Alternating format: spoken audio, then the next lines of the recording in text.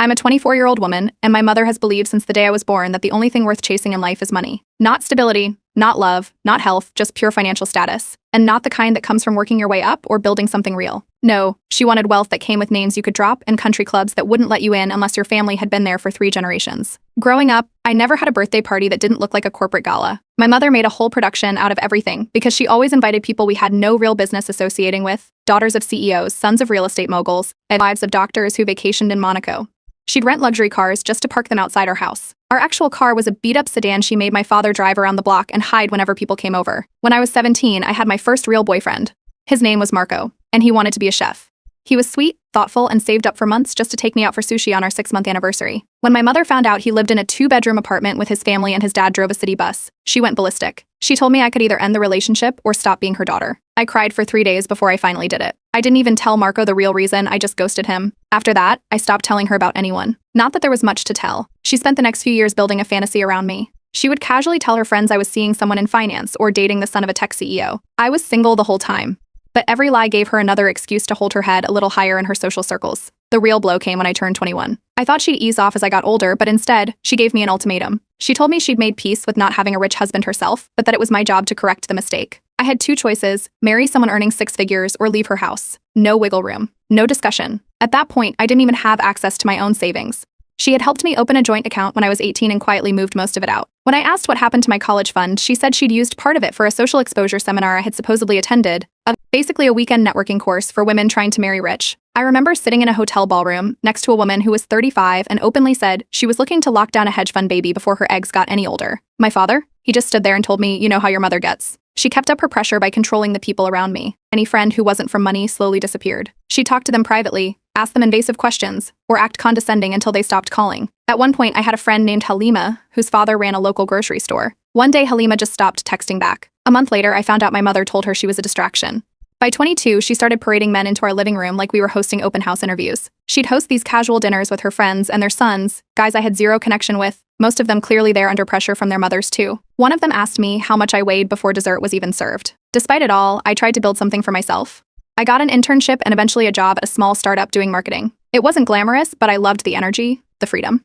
1 week before I was going to go full-time, the CEO pulled me aside and asked if I was serious about staying. Apparently, my mother had called him directly and said I was just experimenting with the workforce before marriage. At 23, I met Dorian. He was the kind of person who didn't pretend to be anything. He was working on a graphic novel and did freelance art to pay the bills. He lived in a small studio, rode a bike, and got genuinely excited about secondhand bookstores. I kept him a secret for 6 months. I couldn't risk her finding out. Of course she did. She started tracking my phone without telling me. One evening, she showed up unannounced at Dorian's place and acted like she had just caught me doing drugs. She called him poor trash and told me to get in the car. When I refused, she gave me 48 hours. Either break up with him and attend a charity fundraiser with the son of a lawyer she'd picked out, or pack up and leave. I chose to leave. I had $600 in my bank account, a laptop, and a duffel bag of clothes. Dorian let me crash on his couch. The last thing my mother said to me was, "Don't come crawling back when this fantasy collapses." I didn't say a word. I just walked out.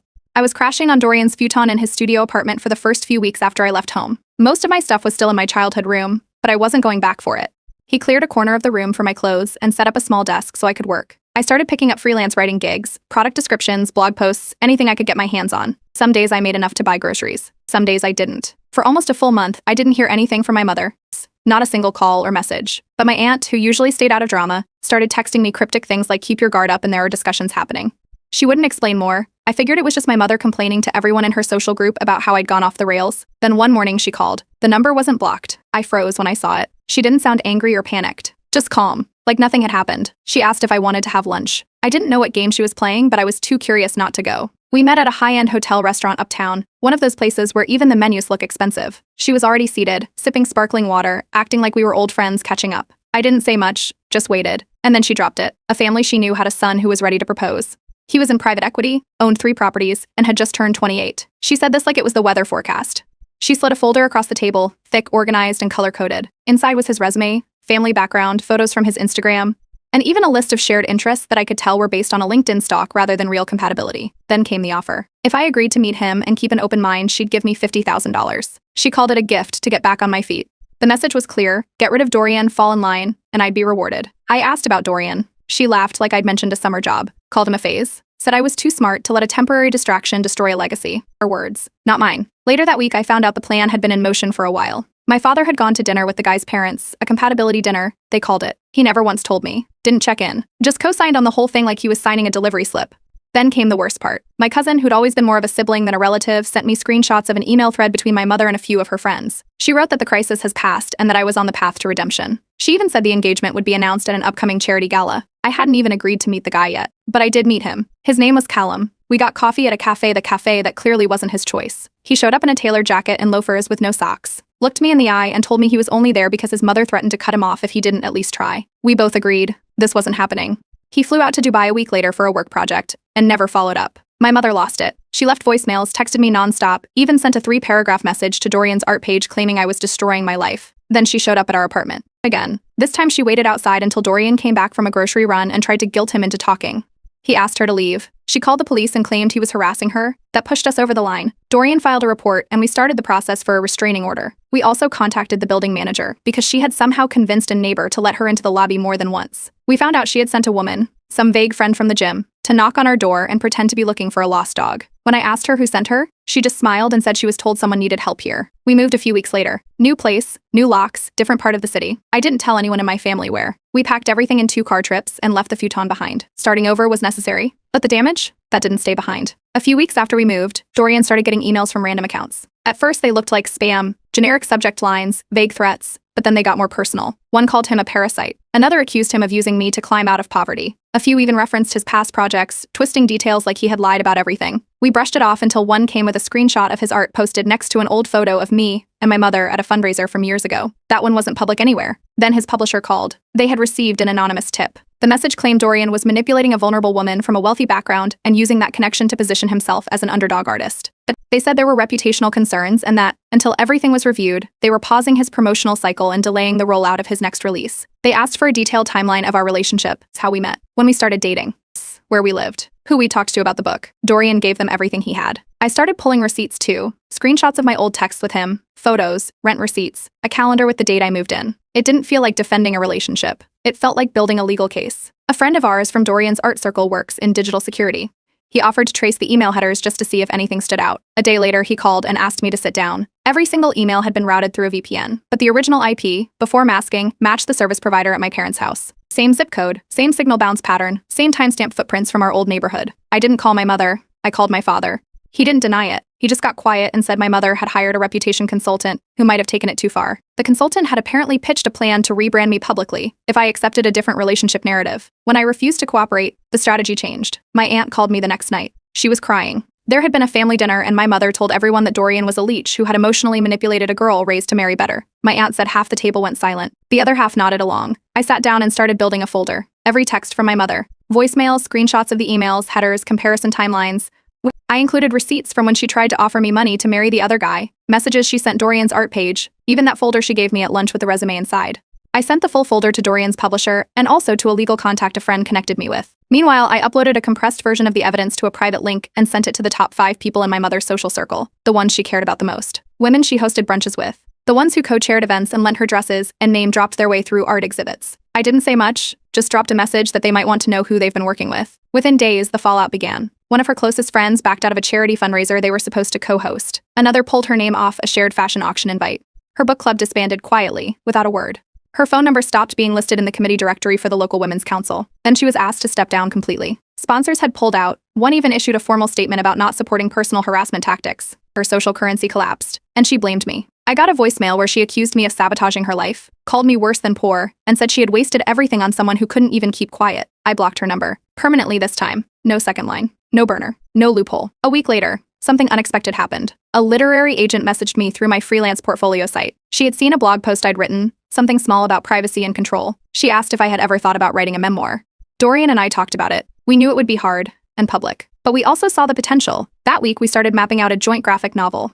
It would follow a woman whose life was designed by someone else, but instead of folding, she rewrites the script. It's not a revenge story. It's a rewrite. This time, the ending is ours. It started with a message from Claudia, someone I hadn't spoken to in over a year. We were close in college, but drifted like most people do. She messaged me out of nowhere asking if I was doing okay and mentioned that she had run into my mother at a boutique event. I already knew it was going somewhere bad, but I kept reading. Claudia said my mother had told her I was battling an addiction and that Dorian was unstable and potentially dangerous. She sounded confused more than anything, like she wanted to help but didn't know what to believe. I didn't even have to guess where it came from. The next 2 days proved it wasn't a one-off. 2 more people I hadn't talked to in months reached out. Both of them said they'd been contacted through a mutual connection, and both repeated similar lines, concerns about Dorian, questions about whether I was in trouble, and hints about me needing a safe place to land. It was like someone had handed them a script. One of them, Tony, finally told me the truth.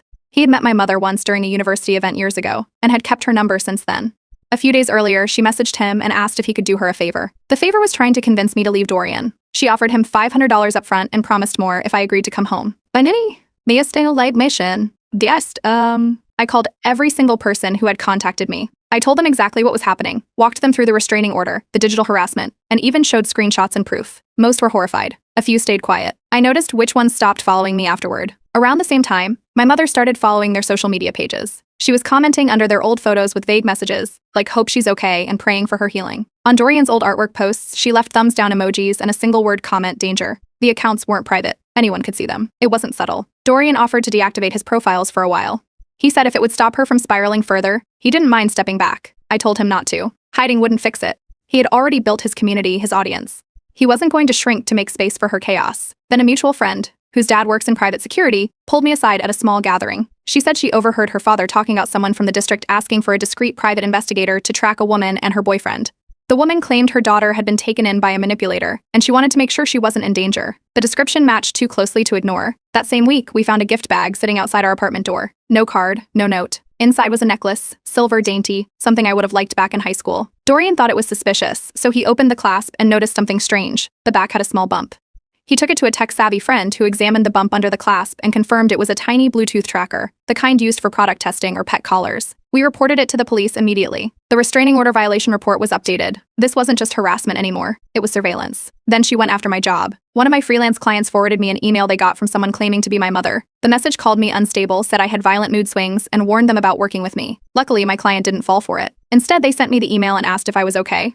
They told me they'd keep the contract going but suggested I switch to a business alias for a while. Some of my friends didn't want the heat. One sent a short message saying, I can't keep getting pulled into this. Another unfollowed me and then soft blocked Dorian. The pressure was too much for them, I guess. I didn't respond, I just noted who was still standing with me when things got loud. Then came the handwritten letters. My mother had other people deliver them. 2 came from neighbors of my childhood home. Another from a woman I vaguely remembered from church. They weren't threats. They were guilt bombs. Phrases like a mother's heart can only take so much, and how will she survive without her only daughter? That was the final push. I made another public post online. This time, I didn't blur the lines. I described how she contacted my friends, tried to bribe them, planted a tracker, and reached out to my employer. I attached photos of the gift, screenshots of her messages, and the report we filed with the police. It wasn't about revenge. It was about protecting myself. It gained traction. Fast. Within 2 days, the post had gone viral. Media outlets started reaching out asking for interviews, and advocacy groups offered help. A few even said this could be part of a larger pattern they'd seen before. I didn't answer anyone right away. I just sat with Dorian on the fire escape of our apartment that night. We didn't say much. We didn't need to.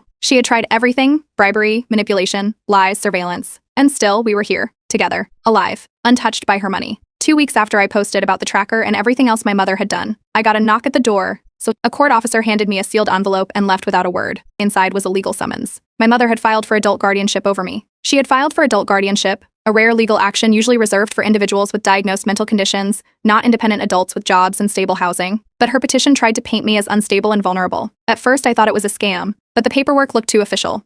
I called the court clerk. She pulled up the case file and confirmed it. Real court date, real case number, real petition. The listed reasons were emotional instability, financial recklessness, and coercion by an older manipulative partner. She was trying to take full legal control of my life.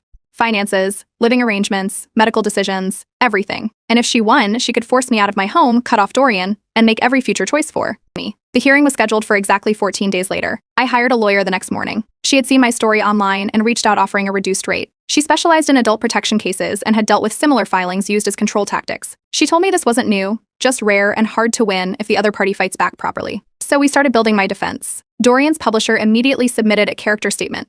They included the timeline of his promotion pause and reinstatement, and how I had helped clear his name. 2 of my freelance clients wrote letters about my professionalism, how I met deadlines, managed contracts, and even helped expand their content reach. My old professor from college sent an email detailing my leadership in group projects and my ability to handle pressure. We added all of that to my file. Then something unexpected happened. A woman named Lucinda contacted my lawyer. She had been one of my mother's longtime friends until a few years ago, when her daughter married someone who worked as a mechanic.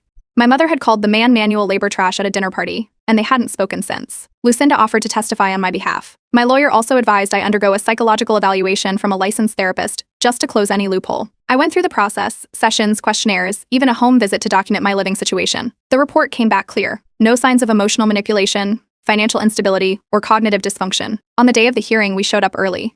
My mother arrived 15 minutes late in a tailored coat, pearl earrings, and heels like she was attending a luncheon. Her lawyer carried a thick folder and looked like he had something to prove. Inside the courtroom, things moved fast.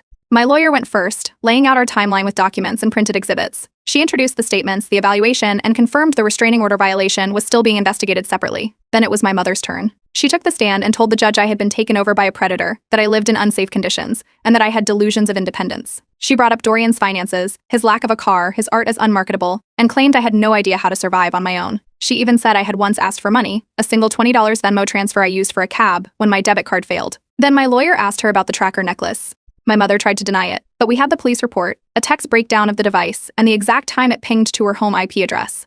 The judge raised his eyebrows and leaned forward, asking why she had placed a tracking device on her adult daughter's personal belongings. She went silent for a moment, and then started blaming online influence, claiming people were brainwashing me. The judge cut her off. Dorian was the last to speak. He didn't defend himself. He just spoke clearly, explaining how we met, how we worked together, and how he had stayed out of everything until her actions threatened both our safety and my livelihood. He never raised his voice once. The judge ruled within 10 minutes. The petition was denied. He called it an appalling abuse of the legal system and said the evidence showed a pattern of manipulation, not mental instability. He even ordered a warning notation on the case file so it couldn't be refiled under a different pretense without strict review. That's when my mother lost control. She stood up in court and screamed that everyone was letting her daughter be ruined by poverty. She knocked over her folder, accused the judge of being biased, and had to be removed by a bailiff. The judge cleared the room immediately after, just in case she tried to come back. The next morning, her lawyer filed a notice that he was dropping her as a client. The clerk called my lawyer to inform us the case was fully closed. Legally, her last power move had failed. But even with the petition denied, I knew it wasn't over. It's not with someone like her. Not yet. The week after the court dismissed my mother's guardianship petition, things went public. A local paper ran a story about online abuse from controlling parents. They used aliases for everyone involved, but the details were too specific. People in my hometown connected the dots fast. Within 2 days, someone from the neighborhood messaged me a photo of a flyer pinned to the bulletin board at a community center. My full name wasn't on it, but it had my college photo, old yearbook quotes, and the phrase under cult influence, pray for her return. The same flyer showed up at a local cafe, inside a laundromat, even at the library. They all came from the same home printer, black ink smudges, cut edges, grainy quality. Then came the church stunt. She took the pulpit during a Sunday service and gave a speech claiming her daughter had been taken by anti-Christian ideologies and that my partner was a wolf in artistic clothing. I only found out because someone recorded it and sent me the video. The clip got shared in group chats. I watched myself become the center of a sermon I hadn't asked for. My mother didn't stop at me. She turned on my father too. In a follow-up speech during a church brunch, she called him passive and weak, blamed him for allowing this corruption, and hinted that he had always been indifferent to the spiritual future of his family. That's when things really broke apart. 2 nights later, my father messaged me. I filed for separation. He said it had been building for a long time, but seeing her turn the church into a weapon finally broke something in him. It was the first time he had ever taken action against her in any meaningful way. He told me she'd crossed too many lines, and he couldn't live under the same roof anymore. I didn't push for details. He sounded clear, exhausted, but clear. A few days after that, I got an email from one of the church's senior pastors. He said he'd seen what was happening and was embarrassed.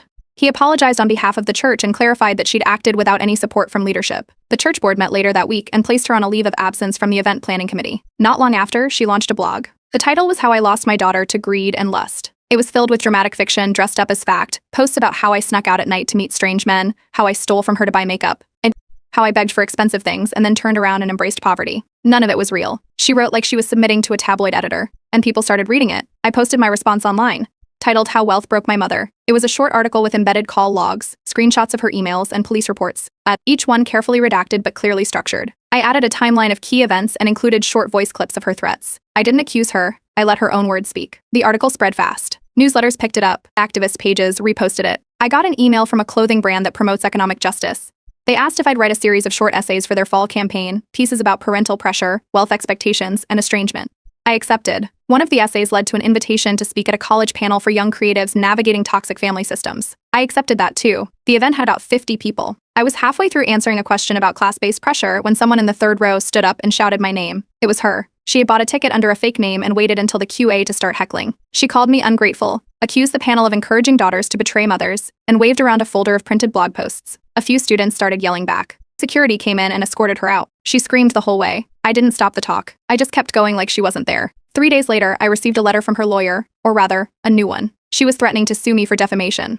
My lawyer sent back a short response. Every piece of content I had posted was factual, documented, and protected. She never followed through. Instead of trying to fix ties with old friends who had vanished when things got tough, I started pouring into the ones who had stayed. The friend who sent me the video from the church. The client who backed me when my mother tried to sabotage my work. The professor who checked in every month like clockwork. That group became my base. Meanwhile, Dorian's graphic novel, loosely inspired by our story, took off. It landed on a bestseller list and turned into a cult favorite among readers who resonated with themes of control and escape. His publisher expanded the press run and offered him a second deal. The book was everywhere: bookstores, podcasts, fan art accounts. But I still knew one thing: she wasn't done yet.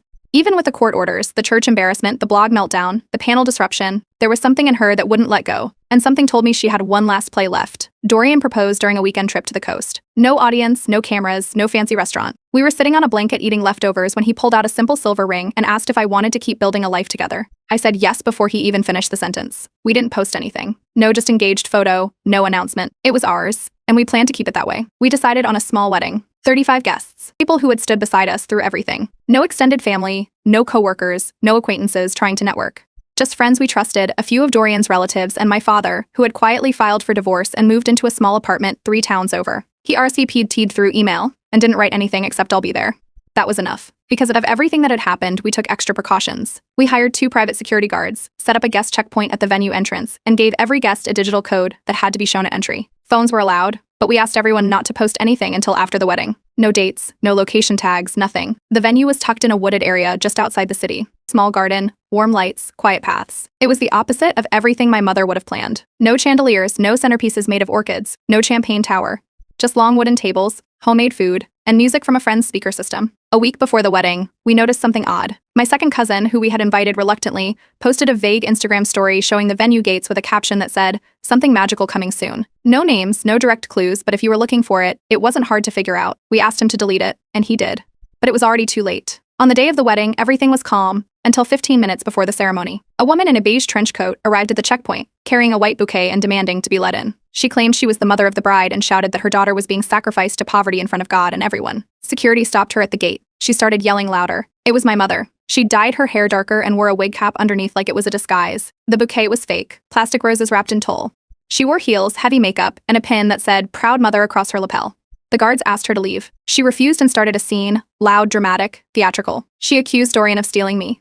She called my father a coward. She called our guests poverty enablers. Most people stood quietly. A few stepped away. Some looked at me, unsure what to do. The wedding coordinator asked if we should call the police. I told her to wait. I walked out in my dress. No veil, no train, just the same simple white slip I'd picked out at a consignment shop. I walked straight to the gate, stopped 3 feet from her, and told her calmly that she needed to leave, or security would call the police again. She looked me up and down, stunned that I was standing there without crying or begging. Then she asked, "So this is it? You're choosing that man over your future?" I replied, "No, I'm choosing my future over your fantasy." She stood frozen for a moment. Then she started crying, big, loud sobs, the kind that sound more like a performance than pain. She muttered something about betrayal, about how she had built everything and I had thrown it all away. The police arrived 6 minutes later. One officer recognized her name from our previous reports. They gave her 2 choices: leave peacefully or be taken in. She left. Loudly, dramatically, but without a fight. She was gone before the ceremony even began. We started the wedding 20 minutes late. I wiped my face, fixed my lipstick, and walked down the aisle barefoot. The officiant didn't even mention what happened. We just kept going. Dorian's vows weren't long. He talked about choosing partnership over control, joy over approval, and how real wealth wasn't measured in money, but in peace. People cried. I cried too, but not because of my mother, because for the first time in my life, the future was mine. We danced under string lights that night. No spotlight, no photographers shouting directions.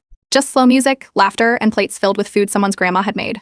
Friends gave speeches about love and choosing your own story. My father stood in the back and raised his glass once, then sat down quietly. Somewhere out there, I knew my mother was watching all of it unravel. Not the way she wanted, not with elite guests, or fancy cars, or photos for social media clout, but exactly how it needed to.